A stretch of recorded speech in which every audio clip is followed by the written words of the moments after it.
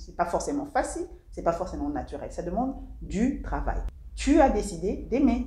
Tu as décidé de prendre ce partenaire. Donc, il faut continuer. Bonjour, bonjour, bienvenue à l'Isolo Namila, l'endroit où nous travaillons pour devenir la meilleure version de nous-mêmes. Si c'est ton but aussi, tu es au bon endroit, donc reste là. Donc j'ai décidé de te parler de 5 erreurs que nous faisons en ce qui concerne l'amour. 5 erreurs, 5 croyances que nous devons jeter à la poubelle. Vous pouvez me dire merci, je vous dis de rien. Il faut que nous sachions une bonne fois pour toutes que nous n'aimons pas de la même manière. Ni en intensité, ni en ce qui concerne la démonstration, ni en ce qui concerne le goût, ce qui veut dire le genre de personne, le physique et tout ça. On se dit, ah ouais, mais moi je fais tout pour lui, lui il me fait même pas tout. D'abord, tout c'est quoi? Si il voulait la viande, que toi tu lui as donné le haricot, c'est pas tout. Même si tu lui as donné une bassine d'haricots, si lui voulait un petit morceau de pain comme ça, ni bungu tout, zéro, n'a rien fait. Donc, on n'aime pas pareil au niveau des démonstrations. C'est pas les mêmes choses qu'on veut. C'est pas pareil. Si tu aimes les cadeaux, si tu aimes les sourires, lui, il n'aime pas ça. Il aime juste rester à la maison et écouter la musique avec toi. Tout ça en long et en large dans la vidéo sur les langages de l'amour, les 5 langages de l'amour. Démonstration de l'amour, là, on n'est pas des jumeaux, s'il te plaît. Deuxième chose, l'intensité. Étant en train de penser en fait à des couples qui durent et qui perdurent, parce que ça, franchement, c'est la vision que j'ai du couple. Je ne parle pas des couples des gens qui papillonnent, je parle plus des gens qui choisissent d'être avec une personne, soit qui sont en train d'aller vers le mariage, soit qui sont déjà mariés, qui sont vraiment assis. Ils se sont dit, moi je suis avec elle en fait, et je construis quelque chose avec elle ou avec lui. L'intensité, même au début en fait, ça peut varier. Moi je pense toujours que, je sais pas, j'ai l'impression qu'il y a toujours une personne qui aime l'autre plus que l'autre. En tout cas aujourd'hui là, c'est dur. J'ai toujours l'impression que dans un couple, il y a une personne qui aime son conjoint ou sa conjointe plus que l'autre conjoint. Dis-moi si tu penses la même chose. En tout cas, j'ai toujours pensé ça. Et la deuxième des choses, c'est que même si vous aimez soi-disant pareil, en fait, au fur et à mesure des différentes phases que vous allez passer, au fur et à mesure que vous avancez dans votre couple, j'ai l'impression que l'intensité baisse ou augmente, mais c'est pas toujours au même moment. Du coup, si toi, tu as tes amours là dans ton cœur, tes papillons dans le ventre, moi, je suis pas obligée d'avoir mes papillons dans le ventre. Moi, je peux juste être là, je t'aime, ok? Et le jour où moi aussi, ça va être genre, ah, t'es pas obligé d'être là, ah, non, toi tu peux être là genre, je sais pas si tu vois. En fait, c'est pas que je t'aime pas, mais ce sera pas la même intensité, les mêmes, là je parle pas de la démonstration, mais les mêmes ressentis au même moment. On n'est pas obligé. Et quand c'est pas au même moment, il faut pas me dire que, oh ouais, il m'aime moi, elle m'aime moi, je crois que notre couple est en train de... Non, votre couple est en train de rien. C'est juste qu'il faut laisser la personne tranquille. Vous n'êtes pas des jumeaux de sentiments et de ressentis. Enfin, mais en tout cas, ce qui est sûr, c'est que vous vous aimez, vous avez décidé de vous aimer et vous êtes ensemble. Je me sens brutale en fait. La deuxième pensée, c'est d'estimer que ton conjoint ou ta conjointe te doit quelque chose. Et quand je te dis te doit quelque chose, c'est par rapport surtout à l'amour, mais aussi par rapport à la démonstration de l'amour. Je ne parle pas des gens qui ont des dettes entre vous là, à gérer. Je parle de devoir. Est-ce qu'il doit t'aimer? Il ne te doit rien. En fait, il ne te doit rien. Elle ne te doit rien. C'est pas parce que tu es là, surtout quand vous n'êtes même pas encore mariés, que tu aimes la personne, que tu fais tout. Je faisais tout pour lui, j'allais cuisiner pour lui, j'ai fait ceci. Quand sa maman est venue, je suis allée la prendre à l'aéroport et tout. On n'était même pas mariés, il a plu même et tout ça, ma wig était abîmée. Mais comment il peut aller pousser quelqu'un? En fait, il faut juste se dire dans la vie, en général, jusqu'à ta mort en fait, jusqu'à ce que même quand tu es marié, même pas en famille, ça peut t'aider en famille, c'est que personne ne te doit rien en fait. Je sais pas comment l'expliquer là, je me sens très brutale, mais c'est vrai, soyons clairs. Le conseil que moi j'ai toujours donné, c'est que quand tu vis ta vie pour toi, ok? Si tu décides de te sacrifier pour quelqu'un, c'est toi par rapport à toi. Ne le fais pas pour la personne, pour que la personne un jour se dise que « Ah, Mila a tellement fait dans ma vie. » Non, je l'aime. Que ce soit dans l'amitié, que ce soit dans l'amour, que ce soit la famille. Hé, fais tes trucs. Si demain, ta mère te dit que « Non, mais tu n'as vraiment rien fait. » Ah, maman, moi j'ai fait ça, j'ai fait ça. tu te dis, ah, moi j'ai fait ça pour elle. L'essentiel, c'est que j'ai pu voir un sourire sur le visage de ma mère quand je lui ai acheté une voiture. J'ai pu voir un sourire sur le visage de ma mère quand je lui ai acheté une maison. Ok, elle considère que j'ai rien fait pour elle, il n'y a pas de problème. Moi, j'ai été heureuse de la voir heureuse. Ça, c'est bon.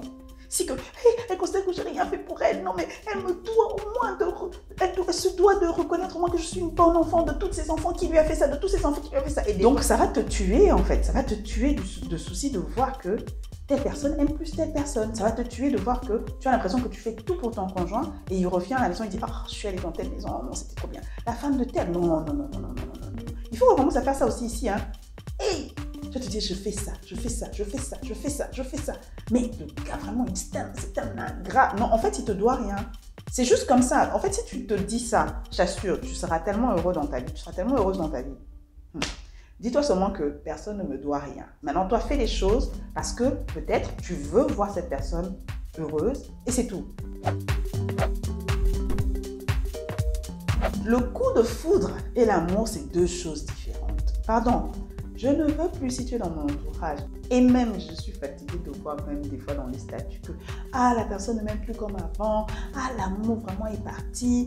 L'amour ne part que quand on décide que l'amour part. Pour moi, l'amour est une décision. Ce que tu ressens au début de la relation, souvent, parce qu'il y en a même qui ne ressentent pas ça au début de la relation. On a vu les cas des mariages arrangés de certains oncles, tantes et tout.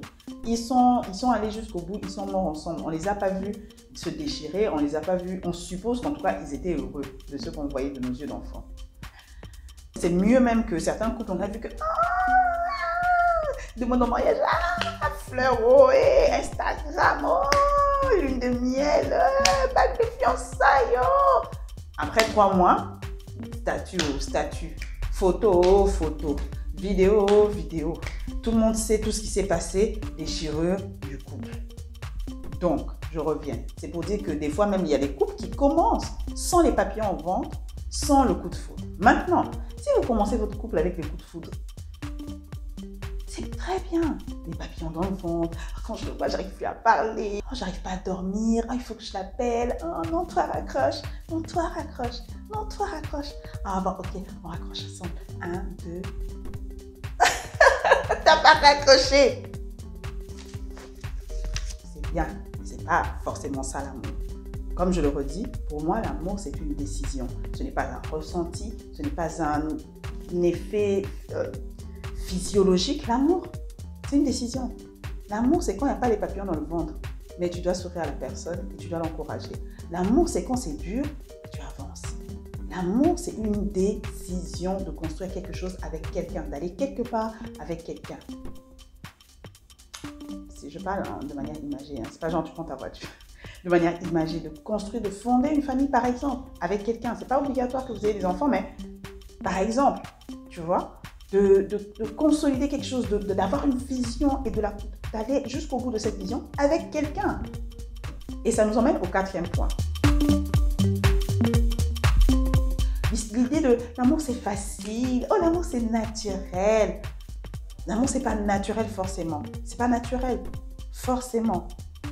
C'est pas facile forcément. C'est pas facile tout le temps en tout cas, forcément. Vous êtes vous êtes deux personnes, de familles différentes, de cultures différentes pour la plupart des cas, des fois même de tribus différentes, par moments de nationalités différentes, des fois même de religions différentes et parfois de continents différents. Mon frère, toute une personne plus toute une personne. Comme disait mon ami, il faut faire ça. Et c'est comme si vous êtes comme ça, maintenant il faut faire ça. Parfois c'est chaud, parfois ça fait mal, parfois ça pleure, parfois ça crie, parfois ça boude dans son coin. Mais au bout du compte, on a les mains comme ça et on avance. C'est pas forcément facile, c'est pas forcément naturel. Ça demande du travail. Pourquoi tu veux que ce soit facile? C'est pas facile. C'est pas facile. C'est pas facile, mais c'est faisable parce que tu as décidé d'aimer. Tu as décidé de prendre ce partenaire. Personne ne t'a forcé normalement. Donc, il faut continuer. 5.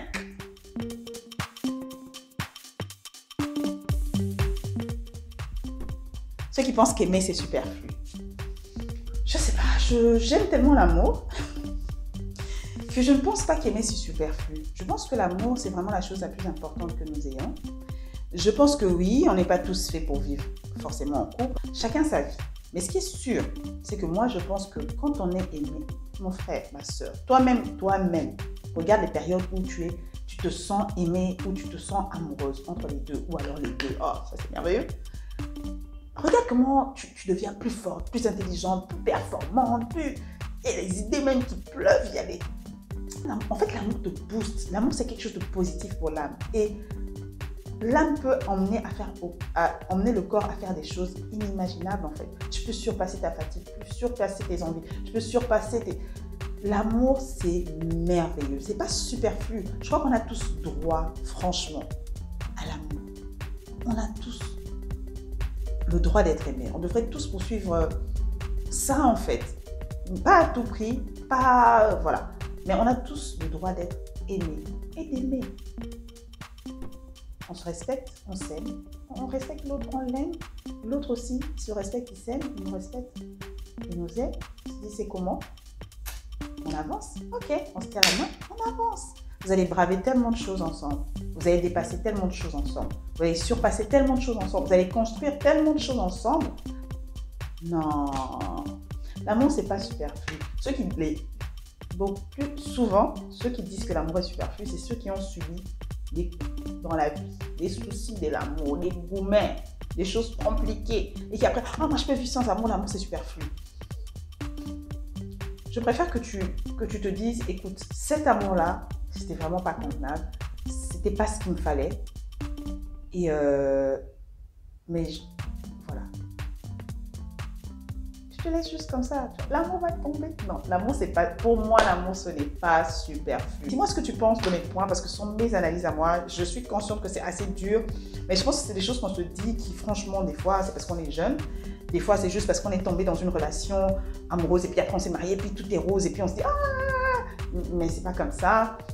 Et voilà, j'espère que vous allez bien, que vous allez passer une bonne Saint-Valentin. Dites-moi quel cadeau vous avez reçu, quel cadeau vous allez donner. Non, quel cadeau vous avez reçu. Quel cadeau vous avez donné, si vous regardez ça après la Saint-Valentin. Et si vous regardez ça avant la Saint-Valentin, dites-moi quel est le cadeau le plus, jusqu'ici, le meilleur que vous ayez reçu de votre partenaire. Voilà, j'ai pas envie de vous laisser en fait, mais bon, je suis obligée. Joyeux Saint-Valentin à tous et au revoir. Belle vie amoureuse à tous. Je souhaite l'amour à tous, à tous, à tous, à tous. Que vous soyez heureux en couple, que vous soyez heureux en famille. D'accord? Bye bye.